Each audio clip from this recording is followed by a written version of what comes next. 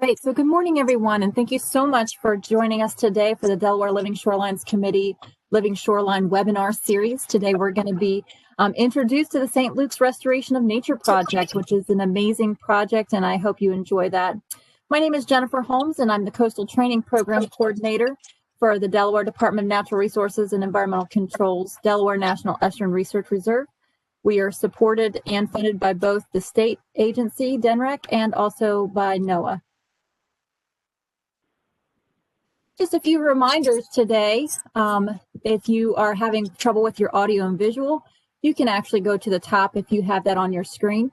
If you don't, you can, by the way, you can adjust your volume there as well. If you don't have that particular stream of tabs at the top, you can go down to the bottom where there is a microphone and a video camera. You can unmute and mute yourself by clicking and unclicking on the microphone. You can also adjust some of the volume controls there at the drop-down box.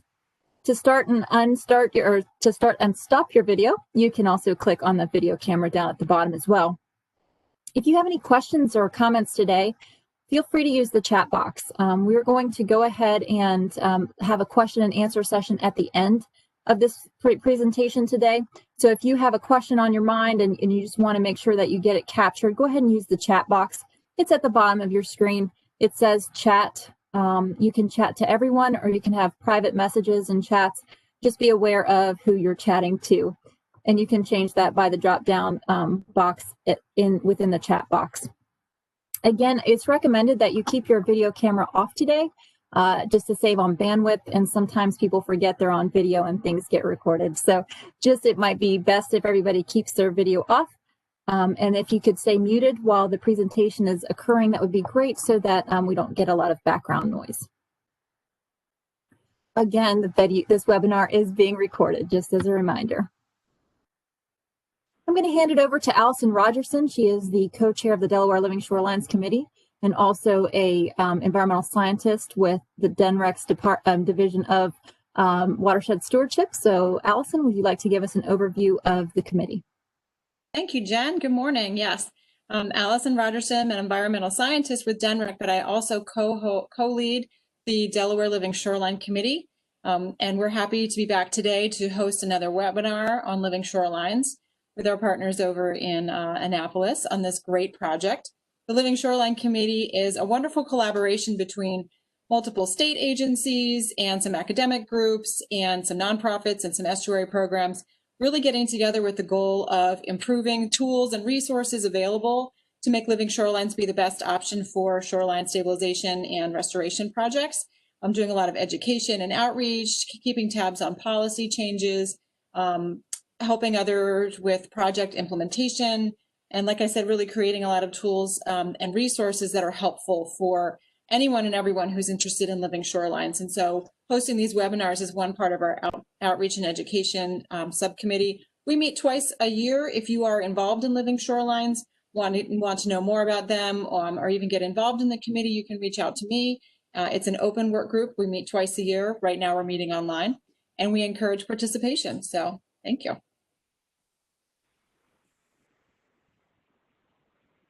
Thank you so much, Allison, and thank you to the Delaware Living Shorelines Committee. This, again, this is being brought to you by the committee. Just a little bit of an overview of today's webinar. We're going to be doing our presenters are going to give you a project introduction and overview and tell you a little bit about the project, discuss a little bit about the design and engineering of the project, as well as the partnership and project successes. At the end, again, we will have our question and answer session. And again, if you have any questions or comments that you would like to bring up, please feel free to use the chat box. I want to also say a big thank you to today's presenters and organizations. So Betsy Love is with us today. She is part of the Severn Riverkeeper program and also part of St. Luke's Eastport in Annapolis, Maryland. Claudia Donegan is with the Center for Habitat Restoration and Conservation, Chesapeake and Coastal Services, Maryland Department of Natural Resources. And Chris Beecraft joins us today as part of Underwood and Associates. So we are so grateful to have them this morning. At this time, I'm going to stop sharing my screen and have Betsy start to share her screen. So that's just going to take us a quick switch over. But I want to hand it over to Betsy, Claudia, and Chris.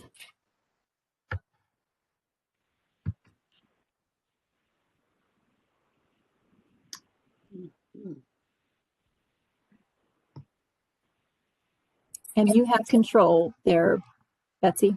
Okay, good morning. Can you hear me? Yes. Okay, great. We like it when Betsy's in control.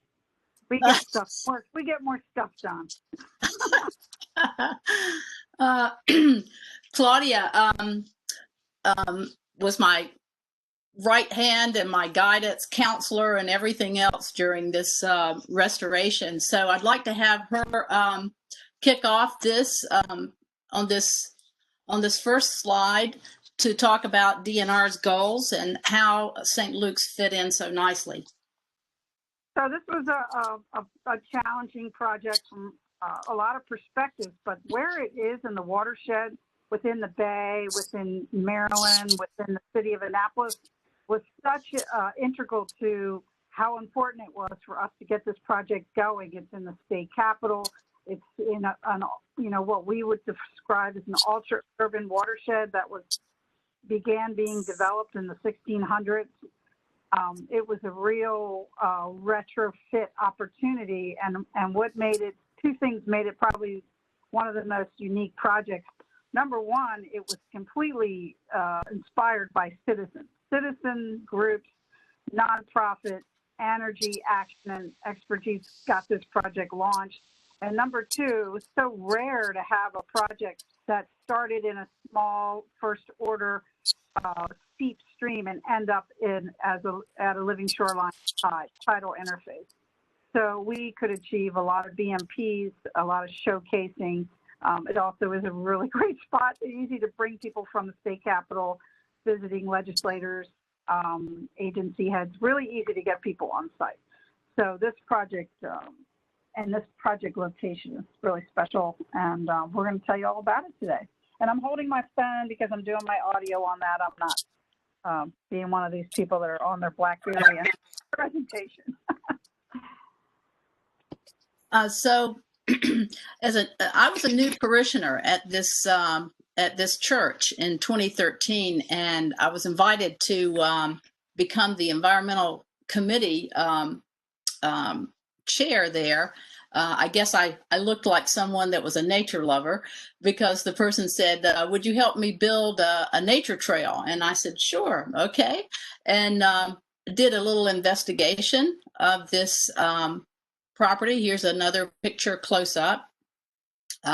What you see here is a very typical urban environment in Annapolis. It has a lot of high density housing on one side and small family on the other, and lots of hard wall shoreline on this creek. It's a very burdened creek in that it has a lot of maritime businesses like marinas and a lot of hard surface, impervious surface, and there's even a sewage plant on the far side. So it's got a lot of burdens to it, and so this was a perfect site to help out the city. This was identified in 2009 by Mayor Weir in the original watershed implementation plan as a site that would be helpful in mitigating stormwater pollution. Chris, you want to? Hey, hi, everybody. My name is Chris Beecraft. With Underwood and Associates. We're a design, build, ecological restoration group out of Annapolis, Maryland, not too far from this project site. And yeah, the one thing I wanted to add before kind of my slides dive into the more technical side of things is linking this presentation, back to what we're titled for is a living shoreline.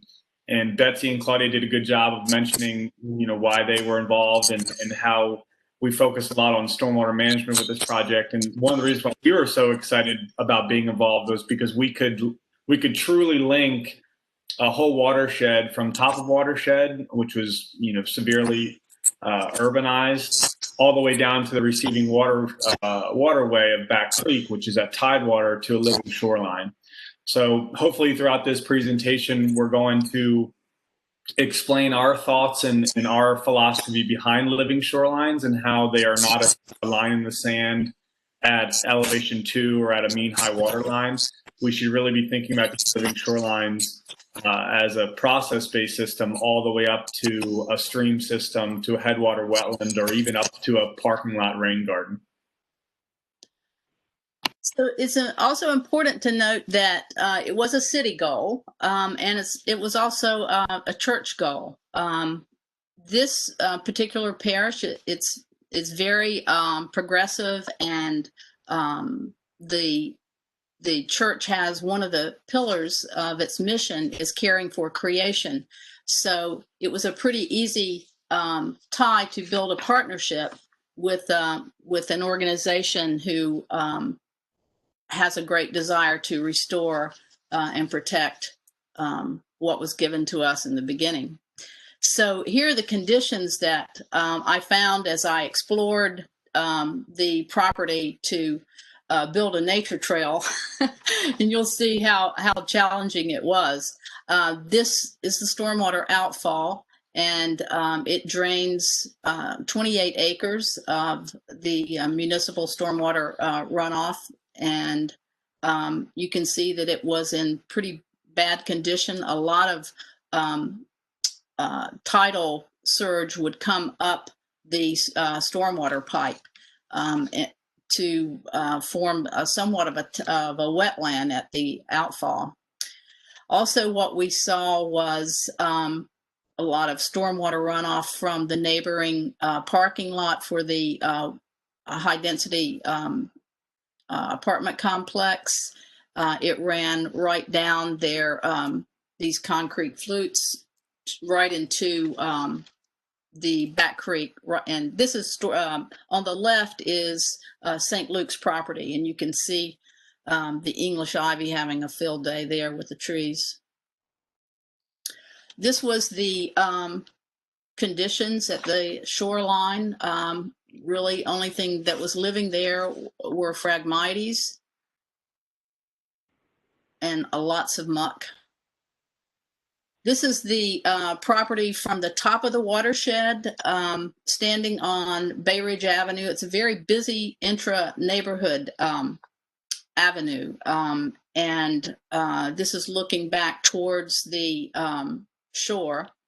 What you see is 2.5 acres of mostly lawn and a small amount of impervious surface, as was shown on the original slide. There was quite a bit of invasive species in here. This is in the woodlands beside of the apartment complex. And what you see here is a lot of multiflora rose in the on the very edge, and once you got inside, it was Asiatic bittersweet all the way up to the top of the trees, and dead carcasses underneath these trees.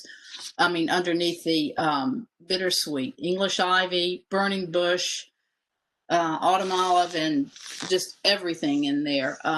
With only one surviving, I found one surviving native species. There was a Viburnum dentatum in there, but that was it for indigenous species.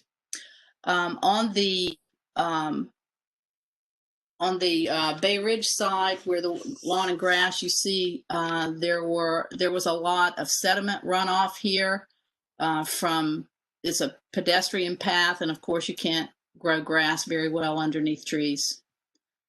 I was just going to say, that is a great picture. This one too, about when we walked out here, we're like, you're going to let us retrofit this site? I mean, the opportunity to take this, and the grass was practically impervious, but to retrofit the site to and put in this multiple facade, slew of BMPs, but to abate flooding and make this land and the shoreline more resilient, it was just, we couldn't believe someone was going to let us do it. And that this church would actually invite all the stormwater in from the surrounding neighborhood, because what happened, and Chris will tell you, is that you look at this picture, they actually put curb cuts in to bring more water onto a site like this after it was retrofitted. But it's just keep that in mind that you know, that's a pretty amazing thing too, that the church was like, all right, we got this function. We're going to invite the storm water in from our neighbors, and it's doing very well. Well, exactly, and the point is that we understood if we recreate the stream and the ecosystem that once was here, that this flooding that you see here that we're having right, you can see before restoration, would be more contained, and indeed it was. This is typical of what rainstorms would produce on that lawn, a very lakey area, and in the background you can see it pooling up, and that is actually the site of the first stormwater. The site of the first step pool, the top of the stream. So I would say keep an eye on those two trees that were down, because you're going to see a picture further on where you'll still see those two trees, but it's completely different landscape. So the BMP that we used was the regenerative stream channel, and this is a picture of one of the educational signs, because we found that this site was a great place, very visible site for environmental education. And this is actually a picture of the sign at the first step pool. And I'd like for Chris and Claudia to talk about the BMPs and how it's all connected. Sure. So, Claudia, you going first? No, go ahead. So again, you know, we see regenerative stream channel, RSC, and have a definition there for living shoreline presentation, and your heads might be swirling, but it's something that we wanted to put on because in our design philosophy, the RSC is linked all the way down to tidewater whenever we can, and the living shoreline is really the last feature of that whole system. And the more I kind of mentioned last time I spoke, and we'll try and beat the point to death through this presentation, is that when we're thinking about these living shorelines and we're thinking about shoreline resiliency and tidewater marsh creation, we should not be stopping at a mean high elevation for tidewater. We should be looking up into the waterway, up into the receiving streams, so that we can have a well-functioning ecosystem at the end of the day. That project becomes more resilient over time. And then another point, which is interesting with, you know, folks being from Delaware, DNR, or other local jurisdictions, are one way that we've been able to figure out how to get living shorelines funded is to incorporate them into a nutrient reduction project. So a TMDL project that the local jurisdictions are paying for to meet their nitrogen, phosphorus, and sediment goals.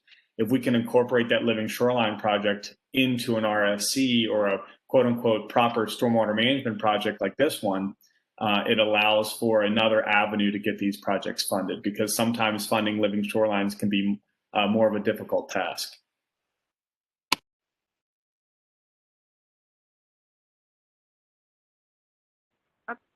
All I got for that one, too. I mean, Chris, you covered it all. Just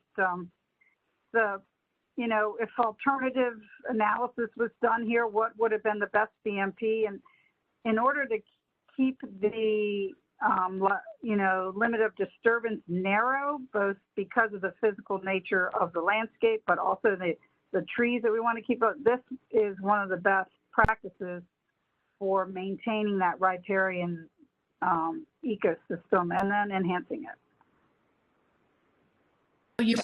So you might wonder how in the world it is that this parishioner knew about regenerative stream channels and that sort of thing. Well, it was because I became involved as an environmentalist about 15 years ago when a neighbor swam in my creek, the creek that I live on, He got very sick from Vibrio, and I decided that then and there that I was going to get involved and see if I could help. So I went to a lot of lectures, and I learned about the work that the Severn River Keeper program was doing with Underwood and Associates. I went to some of those sites, and this is a photo of the restoration site at Cabin Branch on the Severn, and this mitigates all the stormwater off of Annapolis Mall, if you can imagine that. Annapolis Mall and all the commercial and some of the commercial space around it. So the stormwater outfall there dwarfs the size of St. Luke's. It's an enormous project, and water runs clear and clean into the tributary, not Saltworks Creek, but Cabin Branch. So I became a big fan then and there, and I described it to the church. So I was able to convey very quickly as to what ecological restoration meant, how nature is reinstalled through these engineered cobble and sand and mulch structures that actually remove the nutrients, the pollution, excuse me, and creates clean water and quality habitat and resiliency against these large storms that were flooding our land there anyway. So this is my very progressive priest, the Reverend Diana Carroll, and this was our very first project on Bay Ridge Avenue, where you saw that very heavily sedimented dust coming up all around that lawn mowing guy. This is where we first started with a conservation landscape, and we planted serviceberry and eatberry and oak leaf hydrangea and solidago. It was just a beautiful site, and it just soaked up that sediment right then and there. So it was a very natural tie. Again, the regenerative stream channel is ecological restoration. It works to restore the ecosystem that once was there. And you'll see how that very naturally fits with caring for creation at this church. So churches are a very good place to look for these type of projects. And here's the actual 1944 map that shows the watershed, and we were going to restore then the entire watershed from the top to the tidal interface. And Betsy, one thing I might add here is I think it's important. It's the old school map, but its simplicity actually tells a really nice story. It shows that connection from tidewater all the way up through a wetland feature, really close to Bay Ridge Avenue, which is that road that runs almost parallel to the image in the top left, where over years of development, and ultimately when the church, before the church and after the church, that wetland had been filled in over time, and it was disconnected from tidewater. So this simple picture was one of the leading factors in our whole design and engineering approach, trying to restore what was there. And I think that if you can find historic pictures, and like 4 isn't even that historic, I can imagine that this stream system worked its way all over up in that area at one time. That was all agricultural, but finding these pictures are so valuable in educating the public. And then of course they're like, wait, there's a sunken ship down there. Let's go look for that. But it's a really great place to start. So here is Chris Beecraft's design. So you want to talk about it? Sure, we'll go into it in living color through the next few slides, but we wanted to show you guys the black and white. We put a little bit of color on ours to bring a little bit of life to it, but the full-on engineered, permitted plan view of the project. And if you look to the right of your screen, you'll see Back Creek, which is the end of the treatment train all the way down to the living shoreline. And if you look all the way top left, you'll see Bay Ridge Avenue, which is the starting point for all of the water, the stormwater that enters the project. If you look at Bay Ridge Avenue and then you take a hard left onto Fairview Avenue, I believe it's been a while since I've been there. Yeah, Fairview Avenue. 100% of that stormwater from Bay Ridge drained through I think it was a 36-inch stormwater pipe underground, untreated, all the way down at Back Creek. And Betsy had showed a picture of the outfall right there at the creek. So you not only had an invasive problem down at the shoreline with Phragmites, a sediment problem with unvegetated tidal interface down there. We also had a significant stormwater management issue with nitrogen, phosphorus, and then any sort of toxic contaminants from that urbanized environment entering the creek right there. So this shows, very simplistic view, even though this is the permitted design, of how we slow that water down and extend that wetland all the way to a headwater wetland up through the church property. And we'll get into it in a little bit, but it was through it was an urban forest. As Betsy mentioned, there was a lot of invasives and not the most pristine forest, but they are trees and they do a good job of sequestering carbon and providing habitat for what there is there in the city. So we did a really good job of working through those trees and keeping as many standing as we could so that we didn't, break too many eggs while making the omelet in building this project. Yeah, and one other thing I want to mention is the long stretch that you see from Bay Ridge Avenue down to the First Step Pool, and then on the other side, Monroe Street, that parking lot for Watergate, you see also sheet flow being captured off of there. That was to catch that and infiltrate it before it got down too low in the elevation. But both of these stretches of the BMPs is to rehydrate the aquifers, and the water that comes out at that First Step Pool is 10 degrees cooler than on the other side, because it's groundwater, cool and fresh when it comes out into that First Step Pool. That's So, Betsy, one more thing I wanted to add before we moved on was, and I'd just like to say this, is when people think of living shorelines, if this is what we think a living shoreline is, all the way to Bay Ridge Avenue, the whole system is incorporated into a living shoreline. So again, the point that we're pushing across is to extend that living shoreline up into the upland.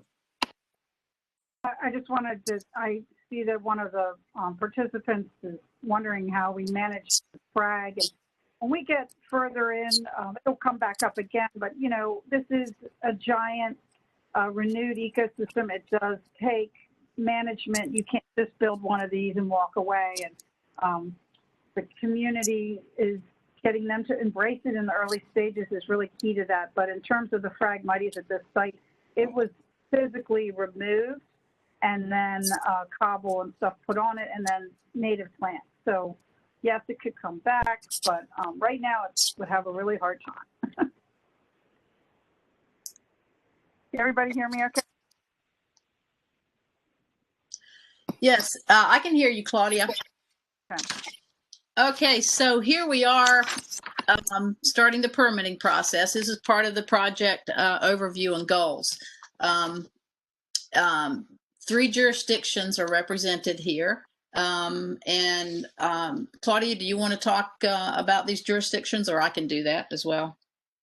Well, I just think the important thing to remember, especially with a citizen-led project, the amount of time to coordinate title and non-title in a single project of reviewers and inspectors later on. It's a lot.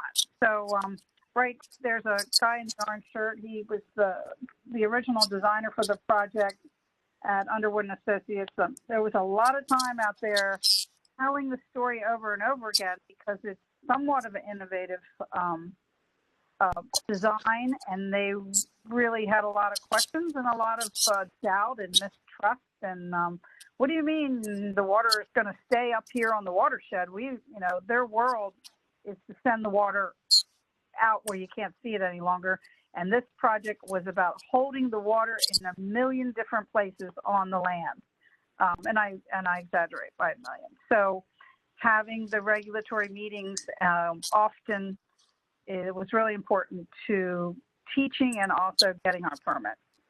Exactly. This is the reason why citizen-led projects need talented nonprofit and government leaders to help, because the learning curve is enormous, was enormous for me going through the permitting process. And even though these projects have been installed for over the last 2 decades and are proven in scientific studies, you still find a lot of doubters out there. So you're spending a lot of time proving the BMP that you're installing. So this was 2015, and we started building in 2017. So that gives you an idea of why you need someone like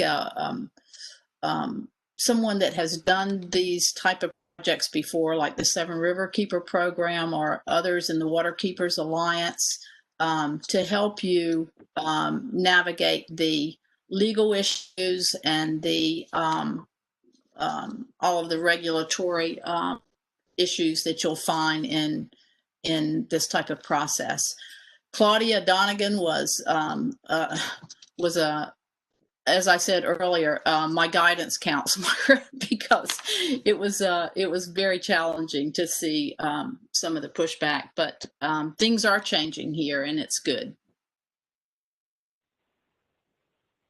Chris, do you have anything to offer on this? I think you guys nailed it great. I think one thing we'll just mention is, permits are a requirement. Permits are there for the right reasons, but sometimes those permits can seem to get in the way of a really good project. And I think it's just as Betsy and Claudia both mentioned, a really good role for the local advocacy agencies or nonprofits is to help push these forward. Because even though we've been doing this for a long time and we're an ecological restoration company, we're still seen as a developer. We're coming with a project that has mitigating impacts. And I think it's a good plan to have a strong partnership when you submit for these projects. And we have seen change, and hopefully we won't have to have this type of conversation in 5 years, but it's a good way to get projects in the ground, is involving nonprofits and the advocating local support team. Yeah, I think maybe you made a good point there, Chris. One of the points that I found particularly challenging was the fact that the Clean Water Act, which was written to protect the watershed, those type of regulations were being applied to an actual restoration of the watershed, not something that would destroy the ecosystem, but actually to restore it. So it's an ironic situation, but as one person told me who was in MDE, short of calling the Chesapeake Bay a Superfund site, this is what we're stuck with. these types of regulations that apply to a restoration, and we just have to navigate the challenges there.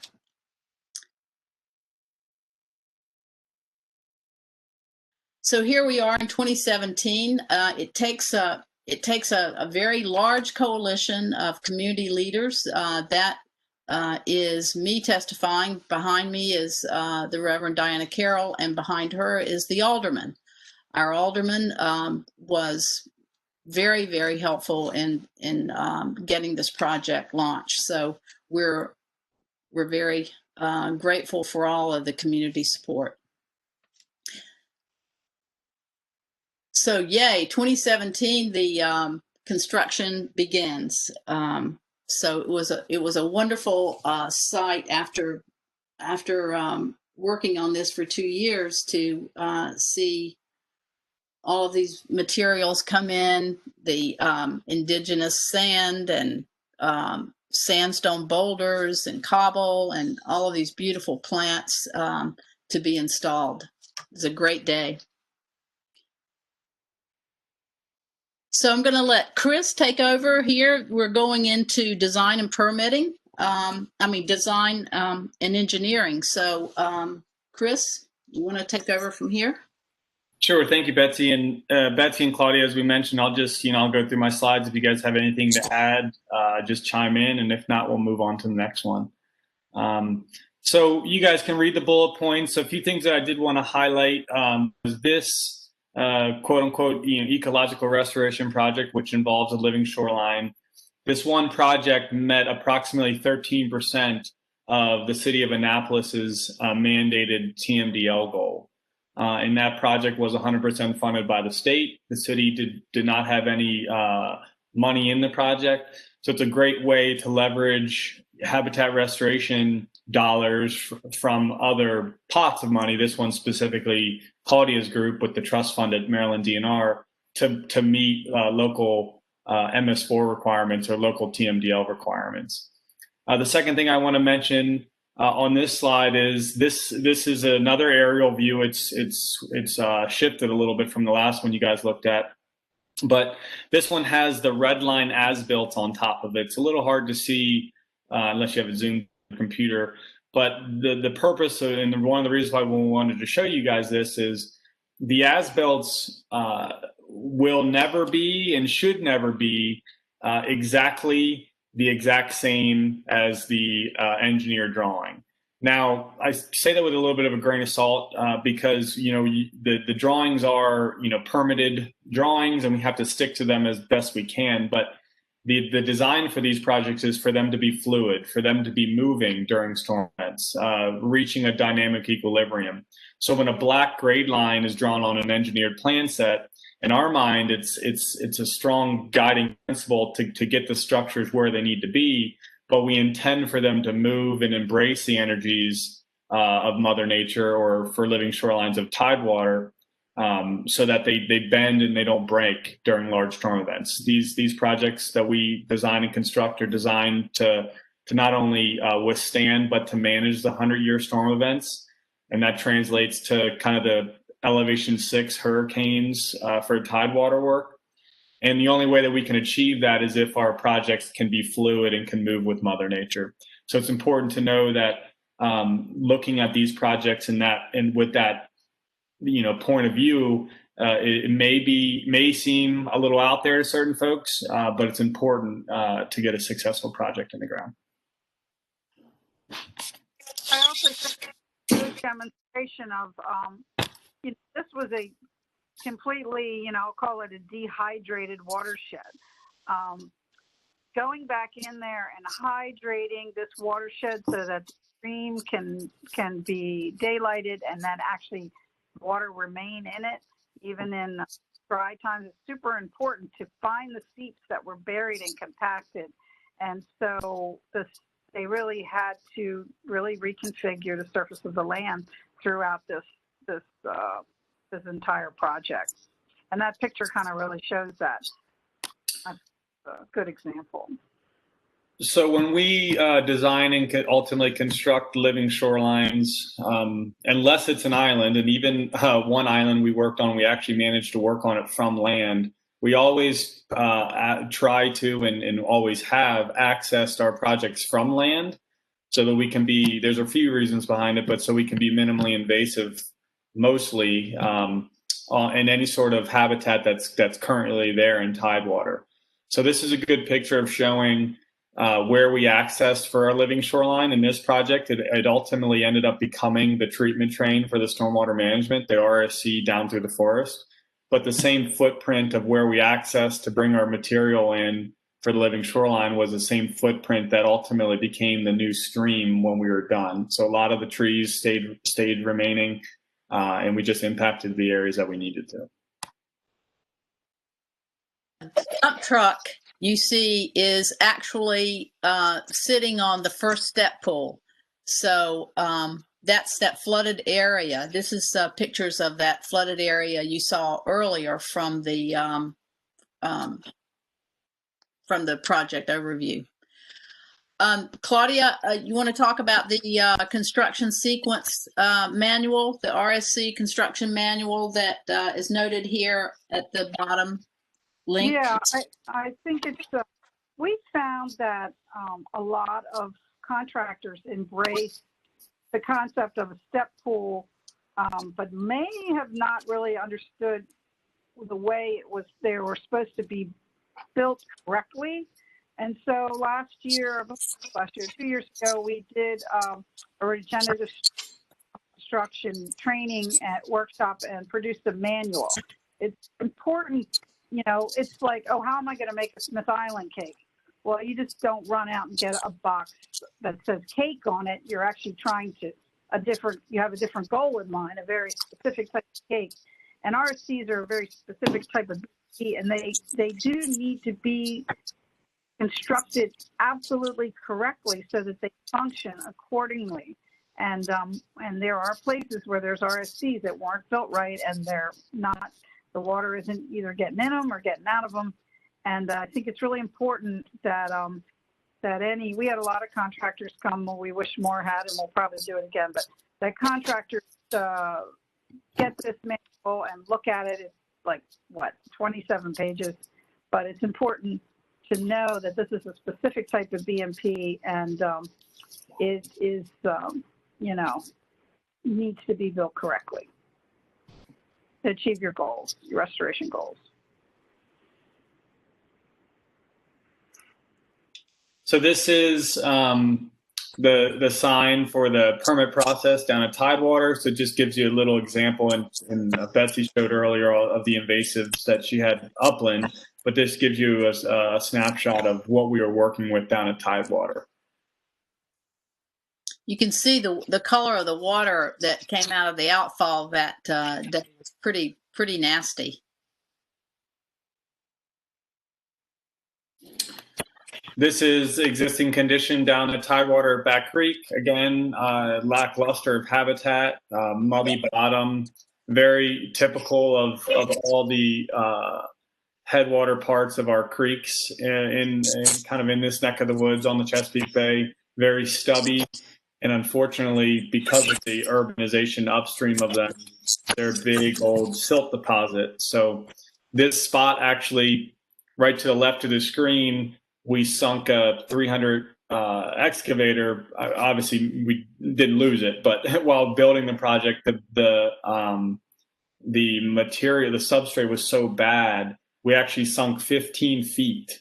We call it black mayonnaise, but 15 feet down during construction into that substrate. It's basically bottomless from the historical land use and silt entering the creek. And that's a tree curtain to the right there. Part about it too, like right behind those trees is a swimming pool and a giant field and an apartment complex, and on the side where the picture's taken is another apartment complex. But what's been lost in these really important little fresh and brackish water interfaces is the living edge of the bay. The living edge of the bay was all under all those weeds at one time. It was sand and some gravel, and that's where a lot of animals and young of the year hang out, is in these little interface areas to get away from predators. And this is where Maryland terrapin nests. But all this habitat is gone now, and so one of the goals of this project is to put some of that back. So you'll see that later on. So here's the Hall Road coming in. This was a very exciting day, which is why I was down there taking pictures. But anyway, Chris, you want to talk about the, oh, here we are about the construction manual. Oh, you've already talked about that. Okay. Yeah, so we're just a good picture of how we can be selective in our entry point and be minimally invasive. We want to keep as many trees up as we can. A tree about 20 feet in front of the dump truck that's dumping right now, you can see it leans over top of the haul road, but we were able to keep it and kind of work around it the whole project, and it really naturalizes the site when we're done. This is our haul road extending all the way down to Tidewater. We always call the haul road the project with my team and I, because once we get the haul road in, the project is basically done in our opinion. And as you can see, it's far from done here, but the hard work is done. We pride ourselves in this is because if you look, you can see we only filled sand and wood chip in the areas that we would be working. So even within the area of our disturbance where the yellow turbidity curtain is, we didn't impact, if there were any, there wasn't in this instance, but if there were any habitat down there, oyster reef or SAV beds, there's no reason to be making a big old mess of those areas when you only need to impact certain areas. So our footprint, again, when building this project, our impact is always a permanent impact, because our temporary impact, which is the construction access, inherently becomes the long-term marsh and the wetland features. And I'm just going to say something quick because I see we have a time constraint. If you look straight across this picture, there you can see a shoreline that's degraded. I don't know if you can, I know it pretty intimately, but that just is really important to keep in mind, that conflicts between people and goals and values. Now this property actually sued to have the project pulled away from them and not have their shoreline restored. And I know in retrospect, there's many in that community that would be like, oh, wow, why did that? But at the time, they just didn't know, and they were unsure and angry about the project. So the living shoreline, which was going to wrap right around the bend there, was pulled away from that project. It's something to keep in mind, that not everybody sees your vision, whether it's on paper or in pictures, they just don't. So that's my last long comment, because I know we got to scoot along.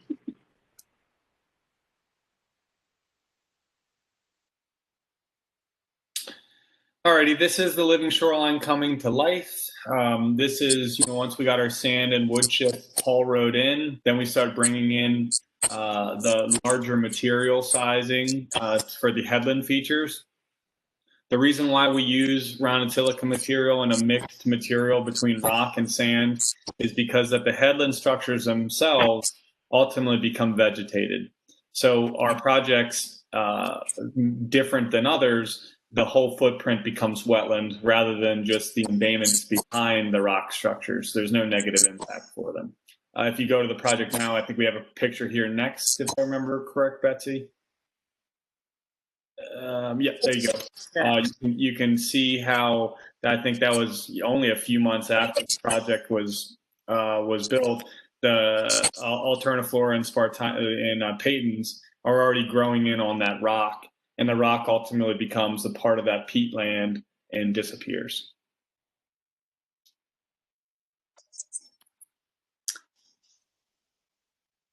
The neighboring, as Claudia was telling you, the neighbors that were not very excited about the living shoreline and didn't believe that it would really be valuable.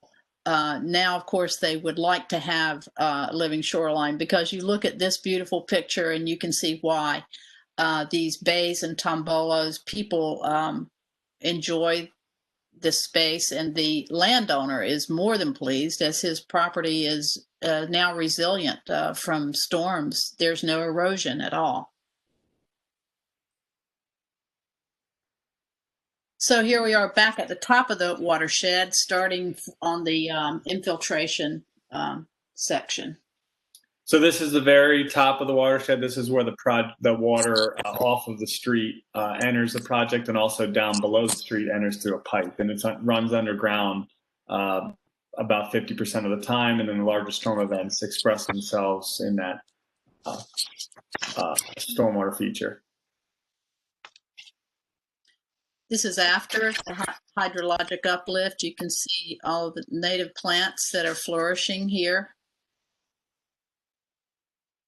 And this is, again, that lawn area is now all these native species, feeding butterflies, birds, etc., looking down towards the first step pool. And this is a picture of the first step pool at its first storm. Just a very wonderful sight. I took 100 pictures that day.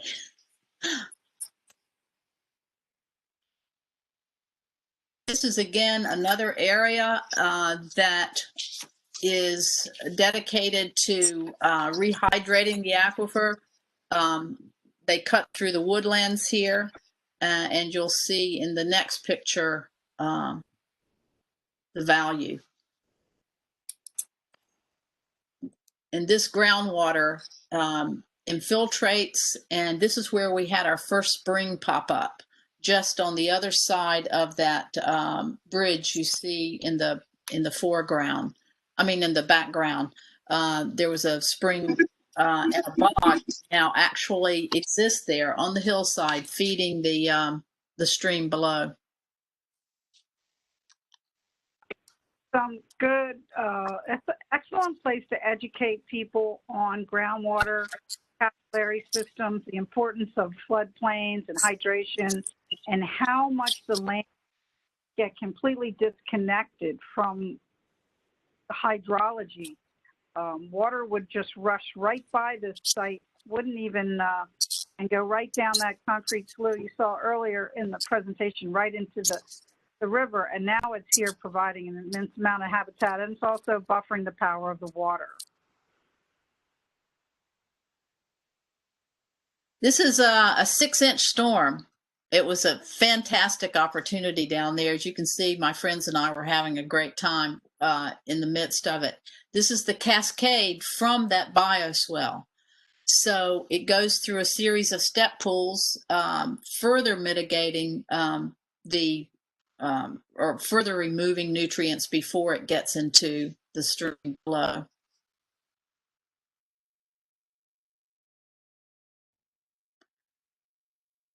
So this is the wetland area, which was largely fueled by the tidal surges that would come up the stormwater pipe to this outlet. Chris, do you want to talk about this area? This is looking up towards Bay Ridge Avenue. Yeah, I think the only thing I'll add is it's some folks will be concerned about designing or constructing projects around wetlands, and I think as a society or as a group, we need to start looking at wetlands in degraded areas and quote unquote degraded wetlands, and not be so concerned about enhancing them. Yeah, there was skunk cabbage there were some nice features there, but overall the ecosystem was failing. And as you can see in the next slide, I believe, the small, oh, sorry, no, not that one's constructed picture, but, in the end, you've seen some pictures, this overall wetland was enhanced by acres instead of just stopping the project short of this to mitigate impacts or to stay out of a certain permit. Like this wetland actually expanded further up the valley there. You'll see some beautiful pictures coming up. This is the staging area along the RSC as it moves down towards the wetland. You want to talk about the two different materials that were used for the weirs here, stage? So, yeah, and all of our projects, ecosystem restoration project, whether it be a living shoreline, a stream, or a pond retrofit, we always use native material to that region. And most of the projects that we work on in our Chesapeake Bay region, sandstone is the only boulder found. And then we use silica materials, sand, gravel, up to a cobble, like a river rock cobble. And the one point I'll make about stockpile area is we have an conventional for us, but an unconventional way to stockpile material. We don't have an area. We don't set aside and disturb a square foot area off the side of the project. We actually stockpile all of our material, if we do stockpile at all, along the haul road. And with the importance and the aim of being minimally invasive, and why disturb another area just to hold material when we can hold that material in our working zone. This is the stream channel looking down towards the wetland. You can see we're getting closer to it.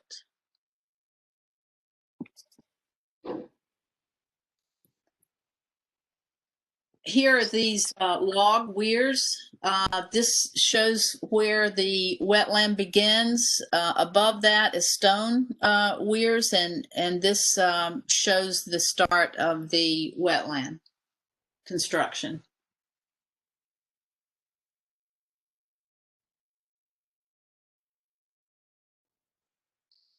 And just a note for technical people are into the technical aspects.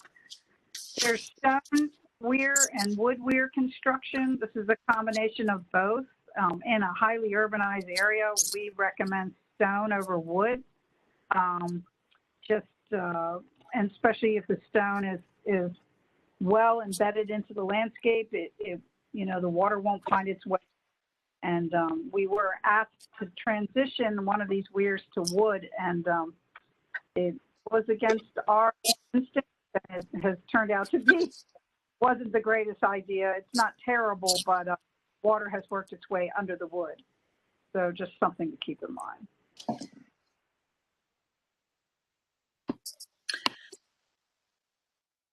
So this is the RSC resuming after the wetland area, and it flows in.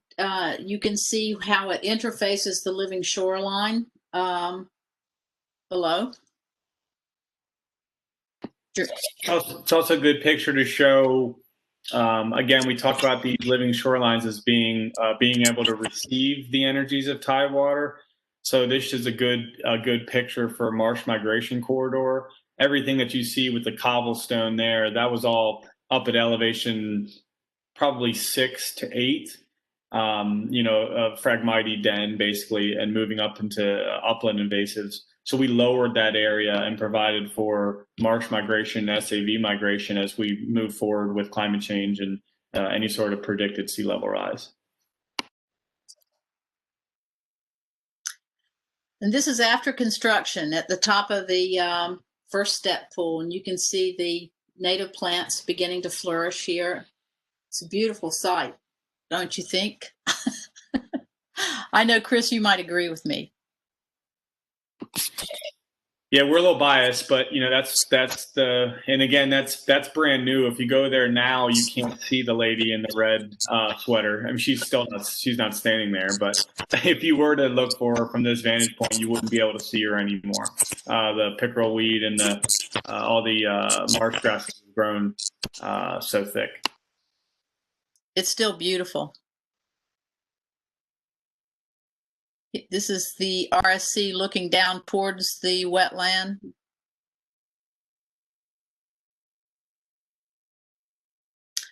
This is the wetland and the Atlantic white cedar island there. Lots of turtles and frogs in this area today.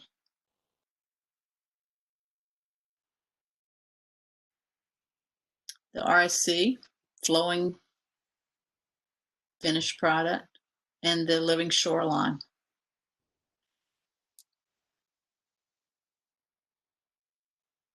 So this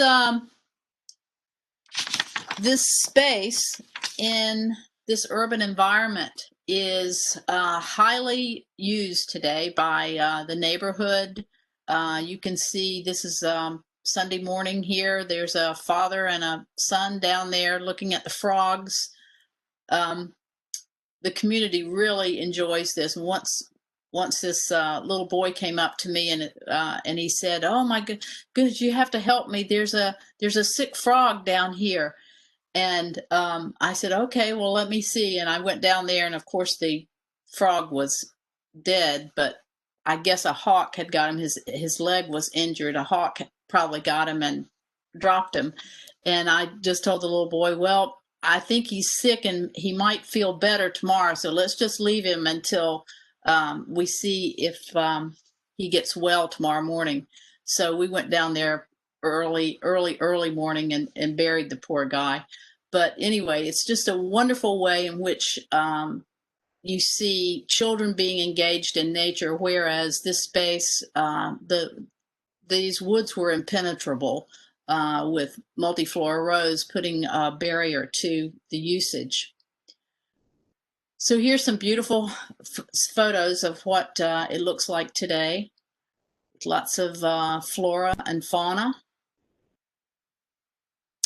So we're going to move into building partnerships now in that section. And of course, the landowner is the first one that you must find a partnership and like-minded cause with. And of course, with this church, St. Luke's Episcopal Church, they were very much a partner, and Watergate Point was as well. I was given the name of the owner, who was a real estate investment firm in Manhattan, and I called him up, and I spent about 45 minutes on the phone talking about ecological restoration and what we're going to do along their shoreline, and what a living shoreline meant, and how it would protect his property. And within 45 minutes, we were partners. And so those are the type of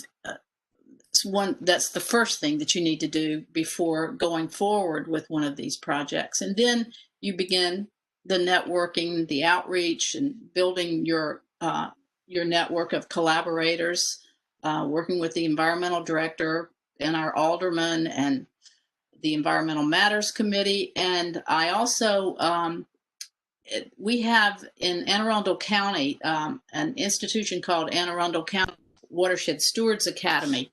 And it was created by the head of the Department of Public Works in conjunction with the head with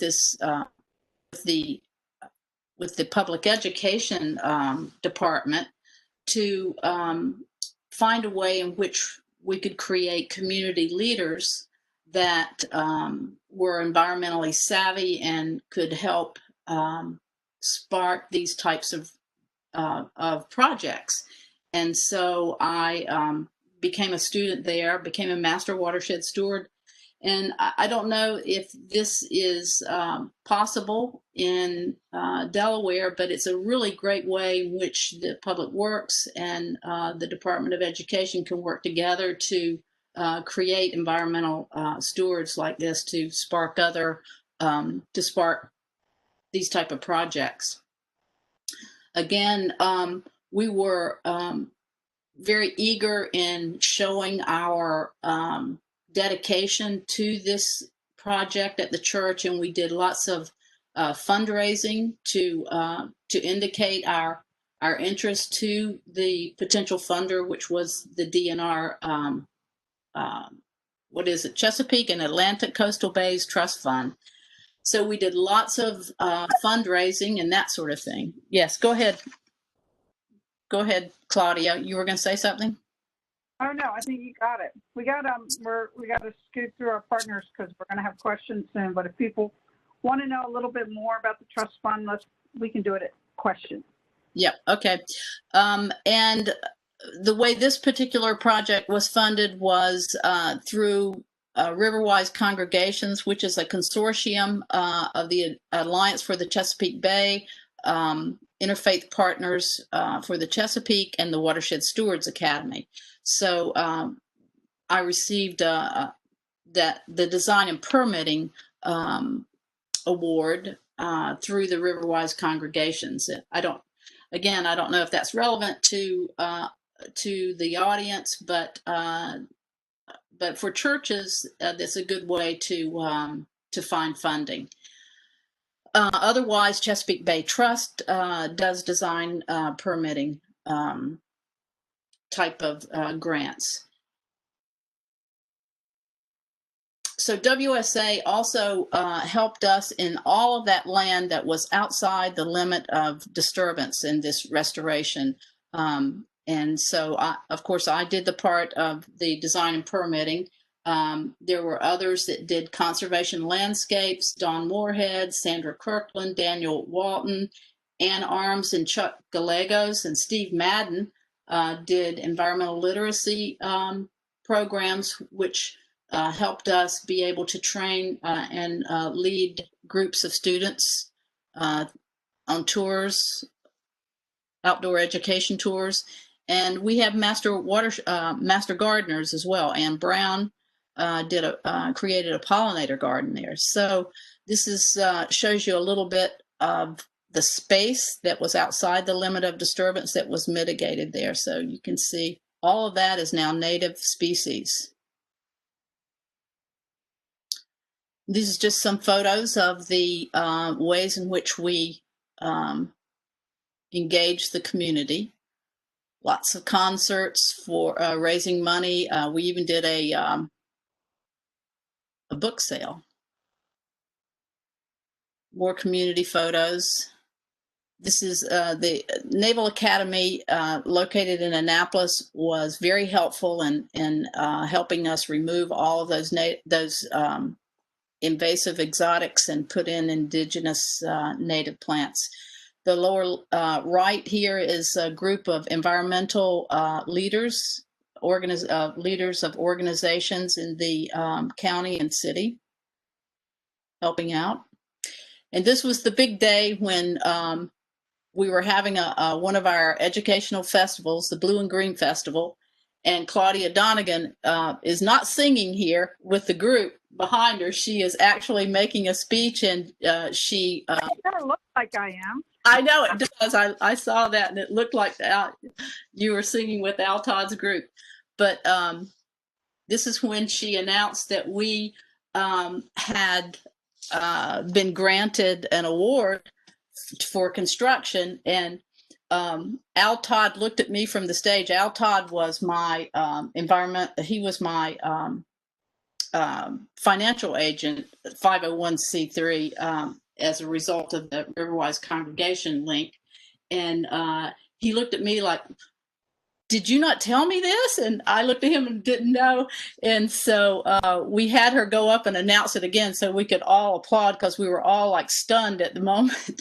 And this is a picture of the alderman, the environmental director in the city, and Reverend Diana and I, just absolutely elated, and probably everybody deserves to have a day like that. Betsy, just a time check. You have about 4 minutes. Okay, this is our press release that we did. Our partners, you know all of these I just mentioned, but you don't know the UTO. That's the National Episcopal Church, who paid for the environmental education trail. This is the groundbreaking. All the principals are there. The city on the far right, the mayor, DNR, MDE, the Bishop of Maryland, my environmental committee, that's Kate Fritz with the Alliance for the Chesapeake Bay, and Mayor Moyer, who created the Watershed Implementation Plan, and Suzanne Atkin of the Watershed Stewards Academy. This is the entrance of the environmental education trail up on Bay Ridge Avenue. All these signs along the way educate people. This is an example of it, the depth of information that one can get about how an ecosystem is restored. Claudia Donegan teaching us Master Watershed Stewards how to teach these children in a seining down at the living shoreline. Our amphitheater teaching Annapolis High School students. Annapolis Maritime Museum, we work with them on their summer camp program, showing children what an indigenous watershed might look like, working with STEM school students. And this is all of the meritorious awards that we received as for this project.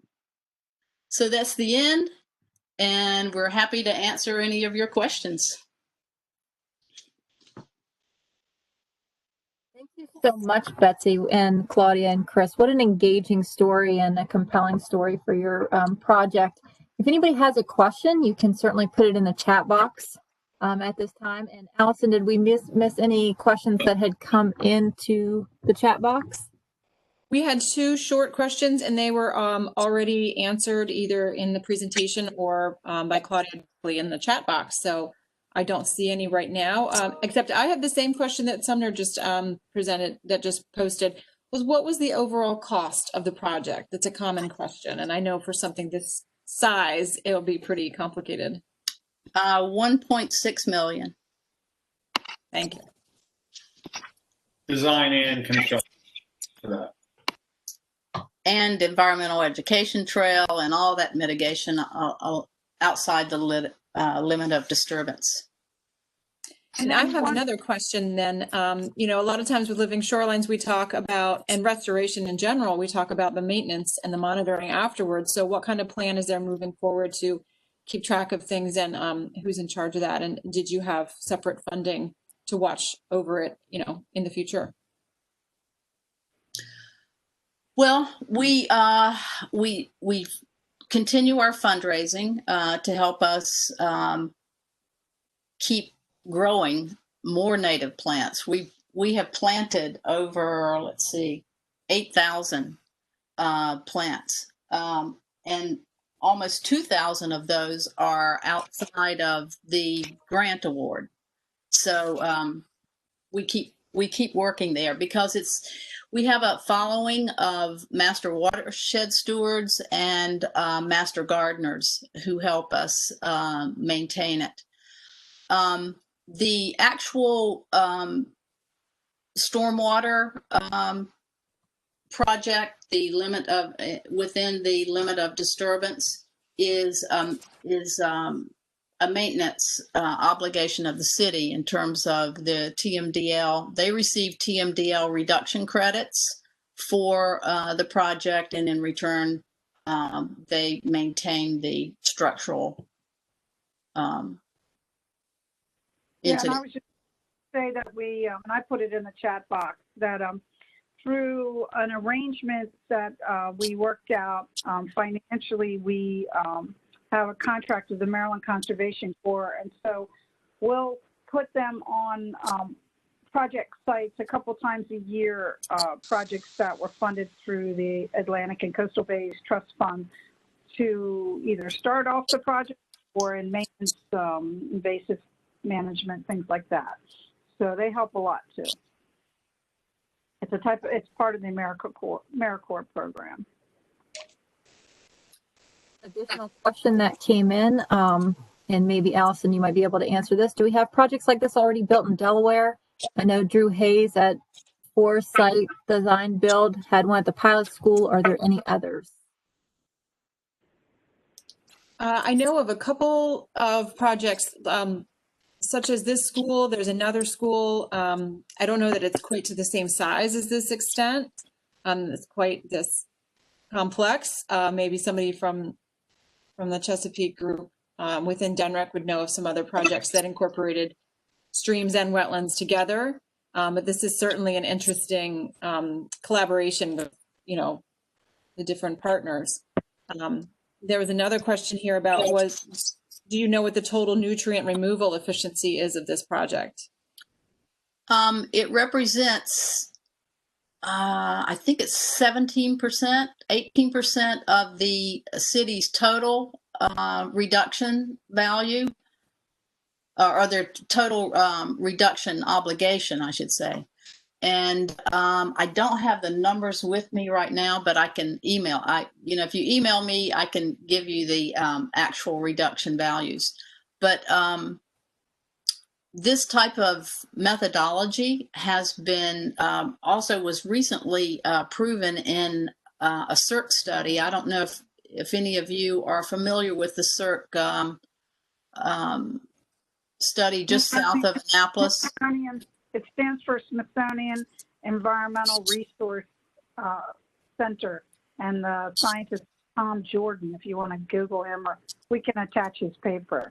Yeah, we can also attach that paper. But anyway, in this study, it indicated that as much as 75% of the sediment was removed from the top of the project to the bottom of it, and about 50% of nitrogen and 48% of phosphorus.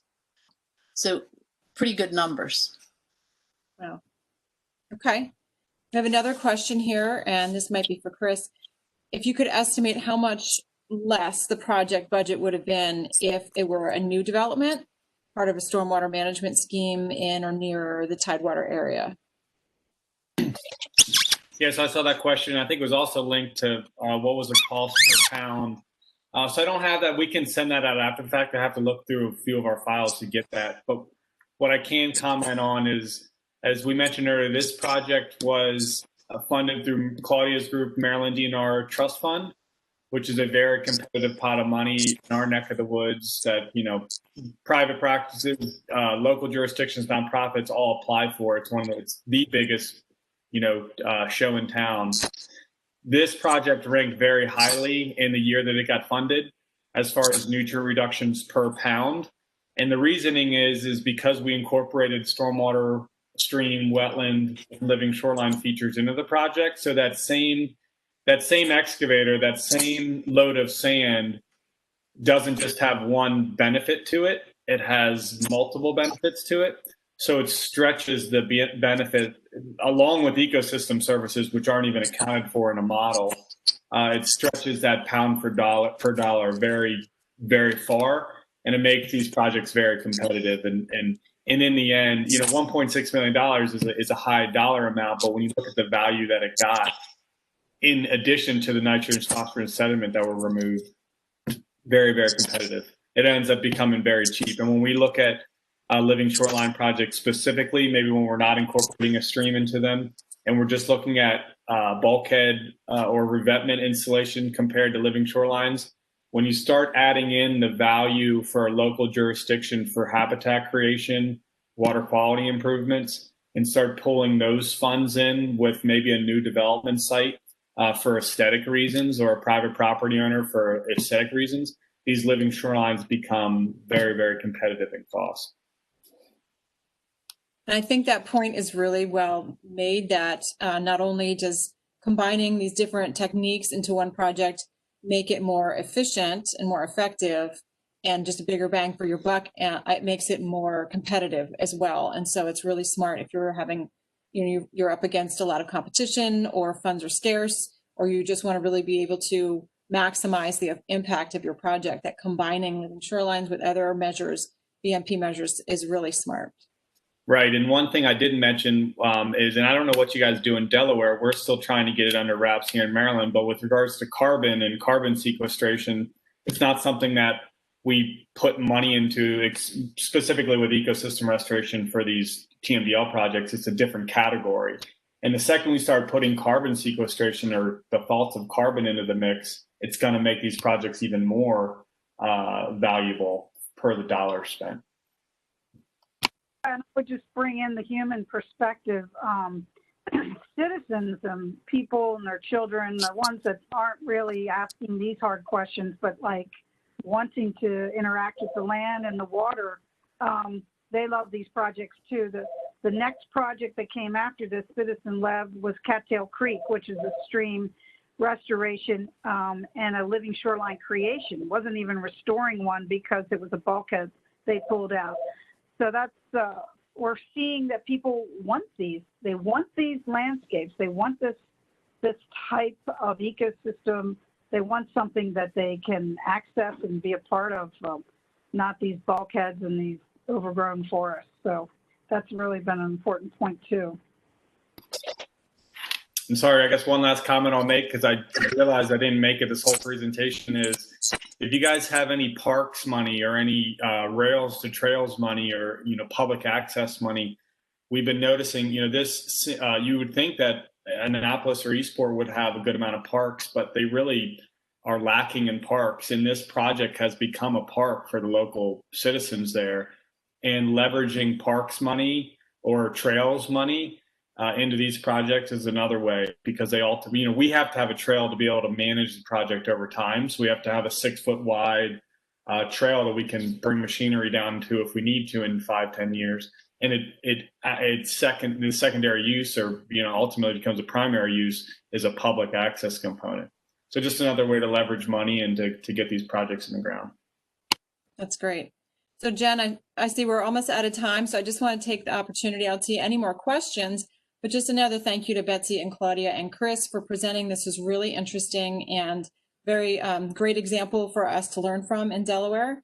And also a thank you to Jennifer for running this and putting it together. I really appreciate it. Well done. So I want to thank everybody. Thank you, everybody. Thank you so much, Chris, Betsy, and Claudia. We're so glad that you could be part of our Delaware Living Shorelines Committee's Living Shoreline webinar series. If you're interested in joining the next webinar series, please feel free to join us on December 16th. I will put some information in the chat for you if you want the registration link. Also, if you're interested in helping us evaluate this webinar today, please feel free to fill out our survey link as well. Other than that, we want to thank you so much for being part again of this Delaware Living Shorelines Committee webinar series. Thank you so much, and we hope that you enjoy this very rainy day. Have a great day, everyone. Thanks. Thanks, Bye-bye. everybody. Thanks for Thank the you. invite.